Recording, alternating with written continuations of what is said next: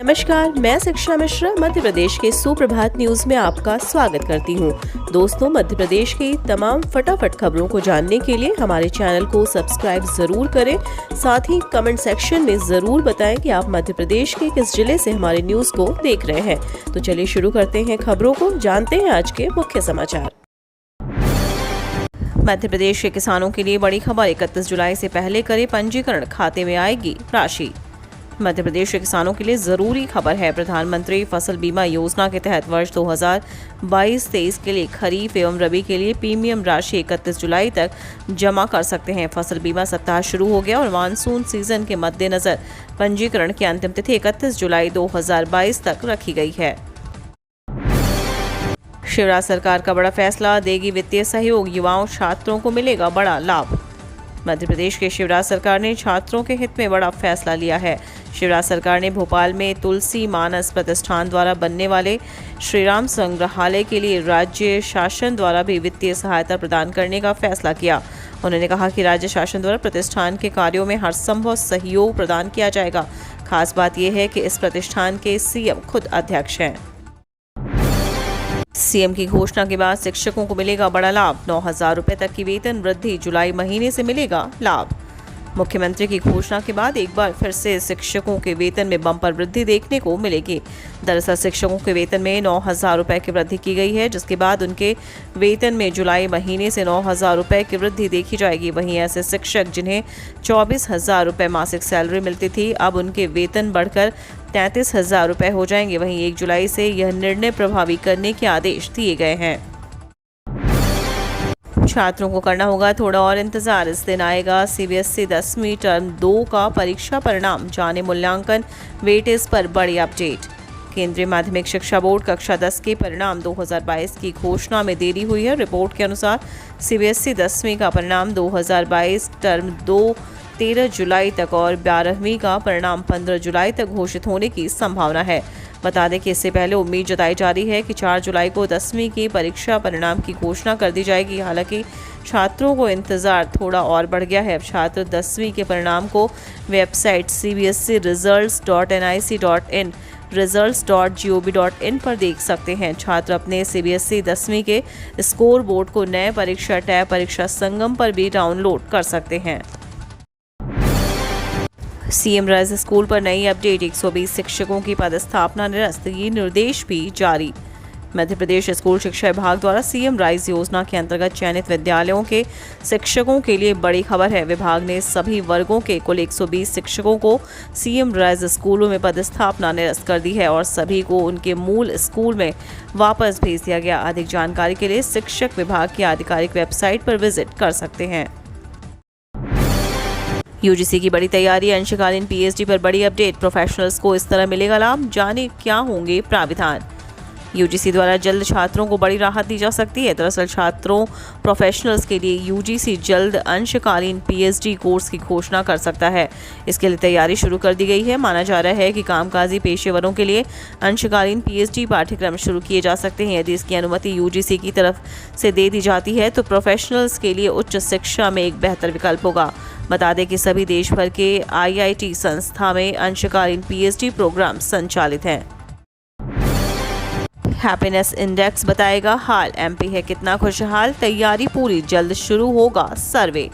मध्य प्रदेश में लगातार प्रदेश को विकसित करने और खुशहाल बनाने के क्रम में अब हैप्पीनेस मीटर का इस्तेमाल किया जाएगा। जी हां, मध्य प्रदेश में हैप्पीनेस इंडेक्स निकालने के लिए तैयारी पूरी हो चुकी है। साथ ही प्रदेश की योजनाओं का प्रदेश की जनता पर किस तरह प्रभाव पड़ा है और इससे उनके जीवन में कितनी खुशहाली है, इसके लिए अब हैप्पीनेस इंडेक्स तैयार किया जा रहा है। इंडेक्स के जरिए भी प्रदेश सरकार की योजनाओं का आकलन किया जाएगा।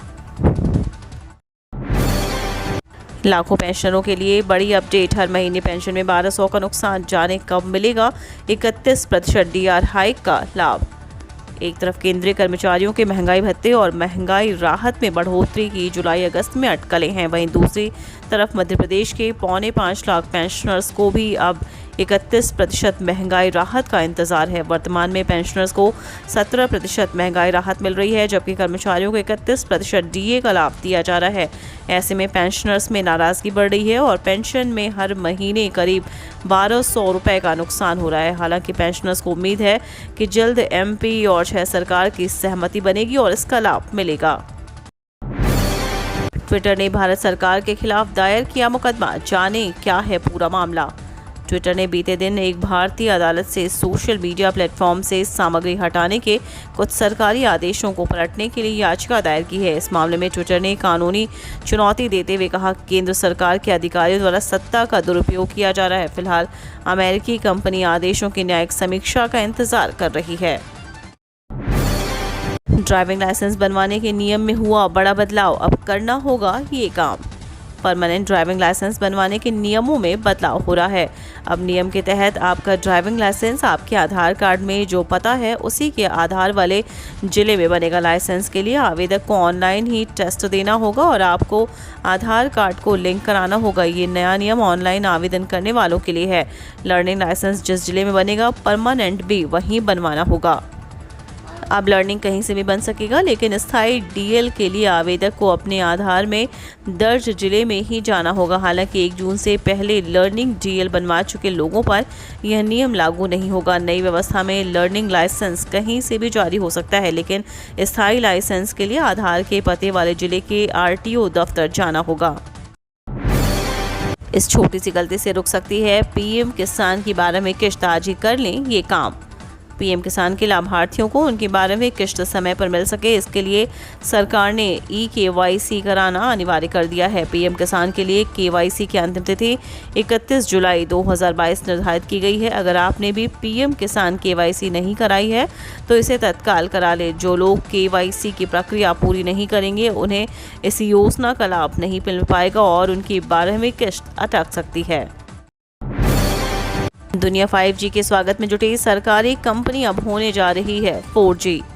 कभी देश के संचार क्रांति में अग्रणी भूमिका निभाने वाले सरकारी कंपनी भारत संचार निगम लिमिटेड आज टेलीकॉम की दुनिया में सबसे निचले पायदान पर खड़ी है। दुनिया जहां 5G के स्वागत में जुटी है, वहीं BSNL अब 4G होने जा रहा है। 4G सेवा के लिए 6000 टावर अगले कुछ महीनों में देश के अलग अलग शहरों में लगेंगे, जिससे मध्य प्रदेश राजधानी और आर्थिक राजधानी दोनों शामिल हैं।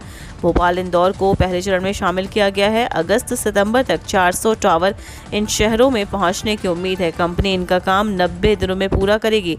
उम्मीद जताई जा रही है कि दीपावली या दिसंबर तक उपभोक्ताओं को BSNL 4G की स्पीड दे सकेगा।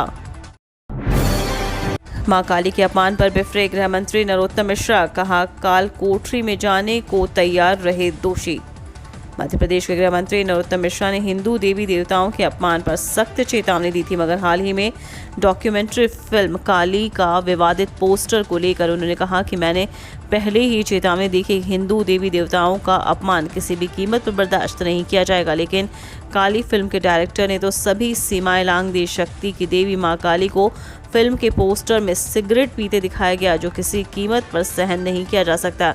ऐसे लोगों के लिए सही जगह काल कोठरी है। इस अपराध के लिए सभी दोषियों के खिलाफ FIR की जाएगी। फिल्म को भी प्रदेश में प्रतिबंधित किया जाएगा।